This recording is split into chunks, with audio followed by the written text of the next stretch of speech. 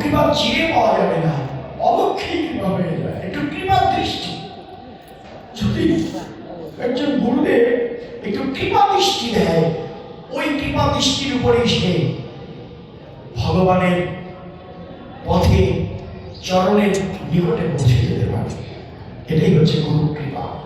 যারে জানাও সেই জানে গো, সাধন দুর্লভপতি কৃপা করে জীবে ধরা দিলে শ্রীপাদ মহেন্দ্র জীবন স্বামী।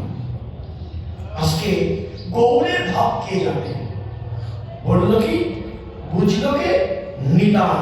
বুঝিয়া নিতাই যা গৌরের ভাব। নিত্যানন্দ রায় বুঝিয়া ভাবের গতি, গৌরের ভাবের গতি বুঝল কে?